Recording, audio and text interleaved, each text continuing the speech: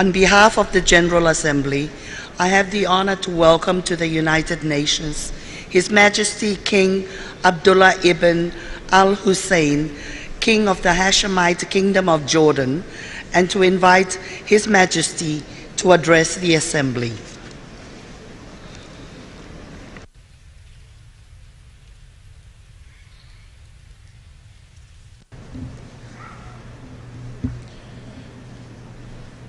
Bismillah ar-Rahman ar-Rahim. Mr. President, Mr. Secretary General, thank you. Distinguished heads of delegations, members of the General Assembly, what and where is global power? I say global power is here, and it is ours if our countries work as one. This is the great promise of the General Assembly. The times demand we exercise that power now, and to the full. In my region, the challenges have grown significantly since I spoke here last year.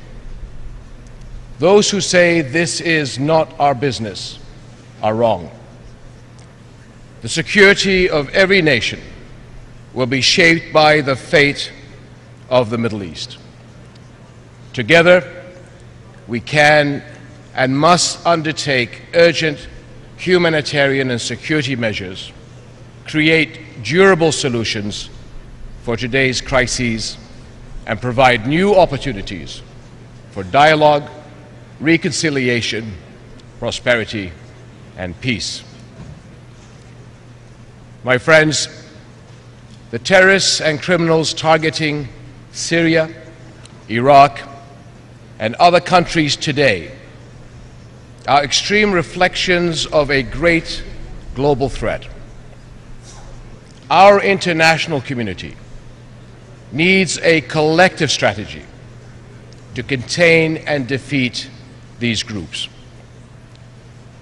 My country is at the forefront of this effort. We are leading a number of initiatives to counter extremism. As representative of the Asia-Pacific bloc on the UN Security Council, we look for a strong outcome of the Council's summit on threats to international peace and security caused by terrorist acts, chaired by President Obama this afternoon.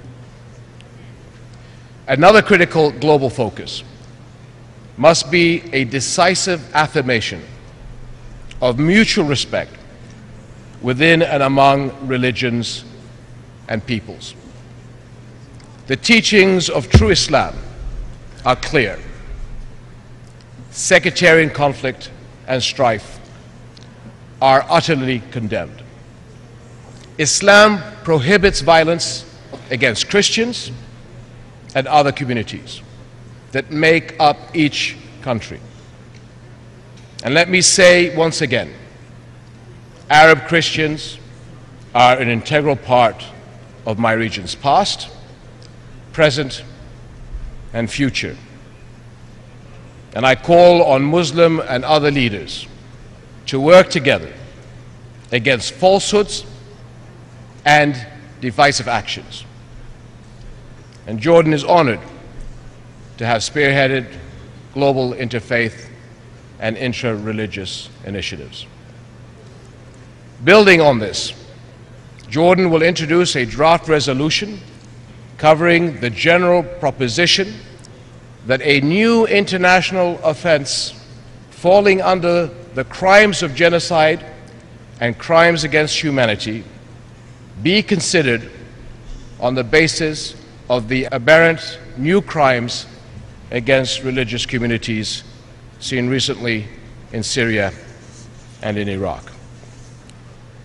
Together, let us also address the conditions that extremists exploit. Radicalization thrives on injustice, insecurity, and marginalization. This Assembly's transformative development agenda can give the world's people a better way forward through concrete programs and investments that will change lives.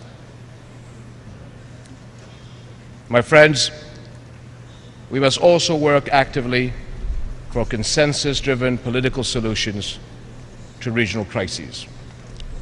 The security situation in Syria, Iraq, and Lebanon must be addressed comprehensively. Jordan supports a united and stable Iraq with an inclusive national political process, and in Syria, there must be a political solution based on the reforms that give all communities a role in rebuilding their country. International influence is vital to get the moderate opposition and the regime back to the negotiating table immediately. The heavy flow of Syrian refugees continues, and my country is sheltering nearly 1.4 million Syrians.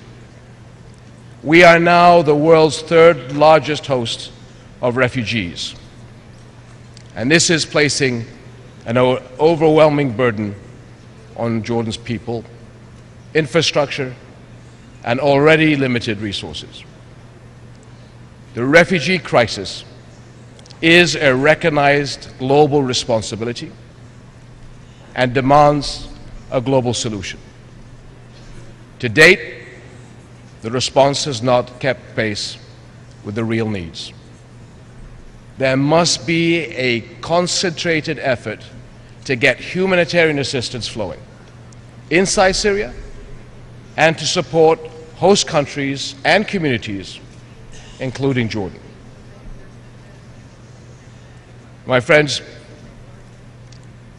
we cannot address the future of my region without addressing its central conflict, the denial of Palestinian rights and statehood. This year, yet again, we have seen a dangerous halt in the progress towards peace and a Palestinian state. Instead, in Gaza, we have seen another violent detour into conflict. How shall we heal the families who have lost so much? How shall we offer hope to young people whose futures are at risk? A first imperative step is to mobilize international efforts to rebuild Gaza. As we do so, we must also marshal the united global response needed to achieve a once and for all lasting settlement. Such action can create the environment necessary to relaunch final status negotiations on the basis of the Arab Peace Initiative. This approach offers a clear path, the only path, to a comprehensive settlement based on the two-state solution and international legitimacy and terms of reference. For Israel, security and normal diplomatic and economic relations with Arab and Muslim states. For Palestinians, a viable, independent, sovereign state along the 1967 lines with East Jerusalem as its capital. Unilateral actions that seek to preempt negotiations must end. And Jordan strongly opposes threats to Jerusalem's Arab, Muslim, and Christian identity. And as Hashemite custodian of Jerusalem's Muslim and Christian holy sites, I will continue to oppose any violation of Al-Aqsa Mosque's sanctity.